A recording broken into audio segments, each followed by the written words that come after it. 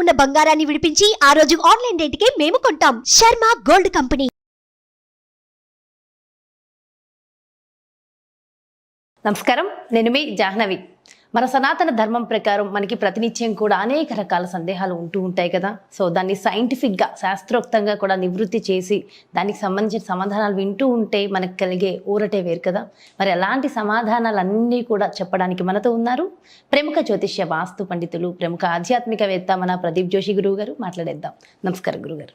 శ్రీమాత్రే నమః. గురుగారు, ముఖ్యంగా ఇప్పుడు అమావాస్య, ఆ రోజు ఏం చేయడం వల్ల అందరికీ మంచి జరుగుతుందంట? శ్రీ గురుభ్యో నమః.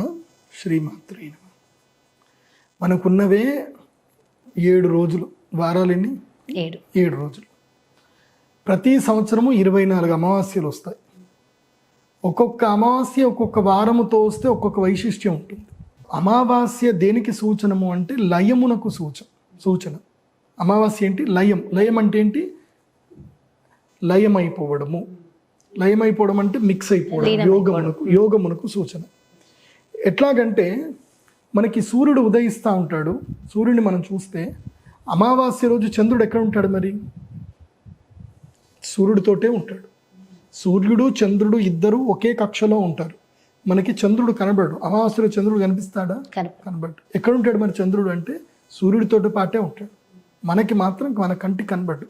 ఎందుకోసం అంటే సూర్యుడి యొక్క కిరణాలు ఇలా పడతా ఉంటే చంద్రబింబం వచ్చేసి ఇక్కడ అడ్డుగా ఉంటుంది. అడ్డుగా ఉన్నప్పుడు కిరణాలన్నీ ఇక్కడ పడతాయి కాబట్టి భూవాసులకు చంద్రుడు కనబడు. ఎందుకోసం అంటే ఇక్కడ మొత్తం కూడా కంప్లీట్గా కిరణాలు ఇక్కడే పడతాయి. సో అమావాస్య రోజు ఏం జరిగినట్టు? సూర్యుడి లోపల చంద్రుడు లయమైనట్టు, లీనమైనట్టు మళ్ళీ బయటకు వచ్చేస్తాడు. తర్వాత అప్పుడు ప్రతిపద అయిపోతుంది. సూర్యాస్తమం అయిన తర్వాత ఏం జరుగుతుంది అంటే అప్పుడు మనకి పశ్చిమ వైపు చంద్రుడు కనిపిస్తాడు. అర్ధచంద్రకారంలో కనిపిస్తాడు. సో అమావాస్య అర్థం ఏంటంటే లయము, లీనము అని అర్థం. చంద్రుడు మనఃకారకుడు, సూర్యుడు ఆత్మకారకుడు. మనస్సు ఆత్మలో లీనమైపోయింది అని అర్థం. అంటే మన ఆలోచనలు, మన యొక్క మానసిక బాధలు, దుఃఖములన్నీ కూడా లయమైపోయే రోజుది. అది మనకి ప్రాక్టికల్గా మనకి 2 ఖగోళాలు చూపిస్తున్నాయి. అంటే ఏ మనిషికి జీవితంలో ఎంత బాధ ఉన్నా, ఎంత కష్టం ఉన్నా, అంటే నెగిటివిటీ విపరీతంగా ఉంటుంది కదా. అంటే శత్రువులు విపరీతంగా బాధ పెడతా ఉంటారు, ఏదో ఒకటి జరుగుతూ ఉంటుంది. వాటన్నిటి నుంచి, బాధల నుంచి బయటకు రావాలంటే ఒక రోజు కావాలి. జ్యోతిష్ శాస్త్రం చెప్తుంది అది ఏ రోజు అని అంటే అమావాస్య.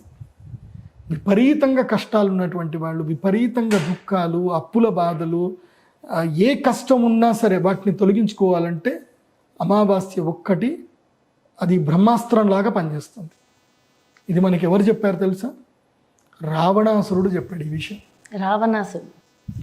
రావణాసురుడు బ్రహ్మ. ఆయన రావణ బ్రహ్మ. రావణ సంహిత అనే గ్రంథంలో చెప్పాడు ఆయన.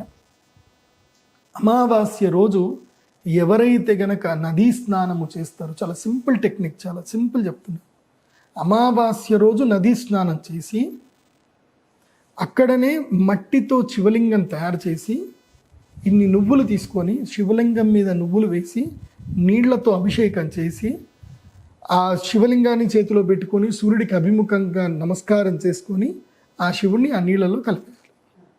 అంతే, సింపుల్ రెమెడీ. ₹1 ఖర్చు లేదు, నువ్వుల ఖర్చుకి అంతకుమించి ఏం లేదు. Simple remedy. ప్రతి అమావాస్య ఇది చెయ్యాలి. ప్రతి అమావాస్య ఏం చేయాలి అని అంటే నువ్వులు వేసుకొని, చేతిలో నువ్వులు పట్టుకొని పితృదేవతలకు తర్పణం వదలాలి.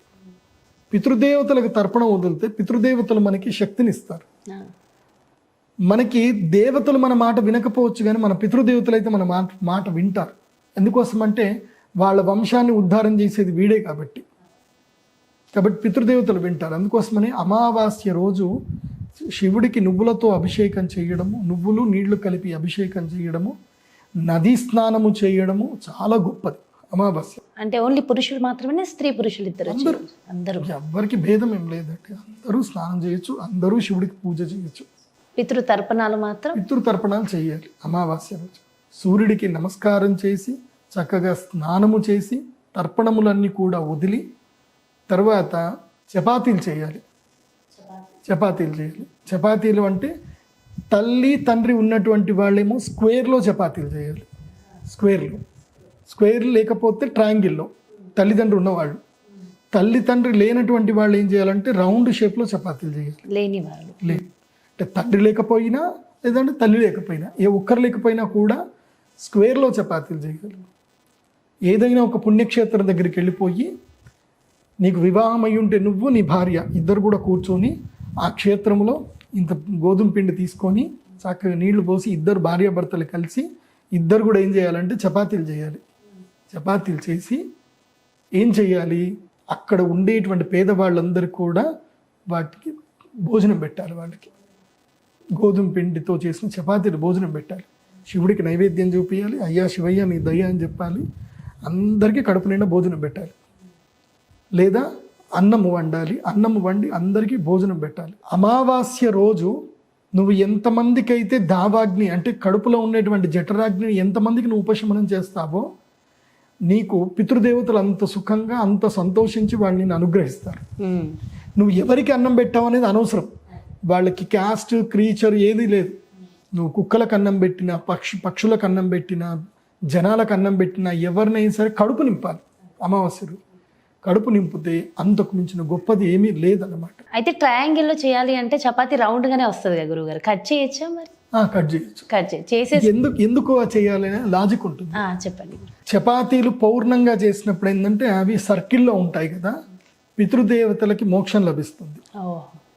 ట్రయాంగిల్లో ఉన్నప్పుడు నీ లైఫ్లో ఏదైతుందో రావలసినవన్నీ కూడా నీకు లభిస్తాయి. అంటే నీ తల్లిదండ్రులకు ఏవైనా సుఖాలు పుణ్యాలు ఏమైనా లభించాలి అని అంటే ఇహలోకంలోనే లభిస్తాయి.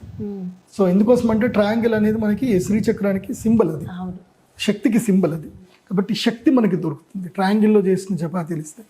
అందుకోసం ఇప్పటికీ మీరు మహారాష్ట్ర ఎక్కడికైనా వెళ్ళి చూడండి. మహారాష్ట్రలో బ్రాహ్మణుల ఇంటికి మోస్ట్లీ చాలా మంది దగ్గరికి వెళితే వాళ్ళు చపాతీలు ట్రయాంగిల్లో చేసుకోరు వాళ్ళు. నాకు కూడా మొదలు తెలియదు. నేను ముంబైలో సత్యధ్యాన విద్యాపీఠం అని అక్కడ చదువుకున్నాను. అక్కడ పోయినప్పుడు చపాతీలు చేసేటప్పుడు చపాతీలు చేస్తూ స్క్వేర్గా చేసి అంటే ట్రయాంగిల్ చేసి వేసేవాళ్ళు అనమాట. ఇట్లా చపాతీలు చేయరు, మా దగ్గర ఇంట్లో రౌండ్గా చేస్తారు అని చెప్పేస్తానంటే రౌండ్గా చేయకూడదు, రౌండ్గా చేస్తే అది పితృదేవతలకు పెట్టేటట్టుగా ఉంటుంది. కాబట్టి పితృదేవతలకి ఉంటేనే రౌండ్గా చేయాలి, లేకపోతే ట్రయాంగిల్లో చేయాలని చెప్పారనమాట. అప్పటి నుంచి మా ఇంట్లో మేము ఎక్కడ చపాతీలు చేసుకున్నా మేము ట్రయాంగిల్లోనే చేసుకుంటాం తప్ప రౌండ్గా చేసుకోము మేము. సో ఇప్పుడు మా నాన్నగారు లేరు కాబట్టి మాకు పనికి వస్తుంది. అట్లా చేయడం మంచిది. అంటే పితృకార్యం చేసేటప్పుడు మాత్రమే రౌండ్ చేయాలి, అది అమావాస్య రోజు మాత్రమే చేయాలి. అయితే దీనికి ఒక మంచి ఉదాహరణ కూడా ఉంది. అంటే నా లైఫ్లో కష్టం వచ్చినప్పుడు, ఒక సందర్భం వచ్చినప్పుడు ఈ పని చేస్తే ఎవరికి ఐశ్వర్యం వచ్చిందని చెప్తాను వినండి. మునుపు ఔరంగాబాద్ నుంచి మా నాన్నగారి దగ్గరికి ఒక శిష్యుడు వచ్చాడు అనమాట. ఆ శిష్యుడు వచ్చినప్పుడు మా నాన్నగారు ఆ శిష్యుడికి ఒక విషయం చెప్పాడు. నీకు పితృదేవతల శాపం ఉందిరా, అందుకోసమే నీ జీవితంలో నీకు సంతానం కలగట్లేదు, నీ జీవితంలో సుఖం దొరకట్లేదు నీకు. అందుకోసం నువ్వేం చేయంటే గాణగాపూర్ క్షేత్రంకి వెళ్ళు. గాణగాపూర్ క్షేత్రం వెళ్ళి 3 అమావాస్యలు అక్కడనే ఉండు. అంటే 3 నెలలు అక్కడ ఉండమని చెప్పారు. 3 నెలలు అక్కడనే ఉండు. 3 నెలల్లో నువ్వు చేయాల్సిందల్లా ఏంటంటే నీ జీవితకాలం నువ్వు ఎంత సంపాదించినా ఆ డబ్బు మొత్తం దగ్గర పెట్టుకో. ఏం చేయంటే ప్రతిరోజు కూరగాయలు కొను, తర్వాత రోజు చపాతీలు చేయి. రోజు 108 చపాతీలు చేయి. నీ చేతితోటే చేయాలి, మళ్ళీ ఎవడో పని కొడుతాడు చేయకూడదు.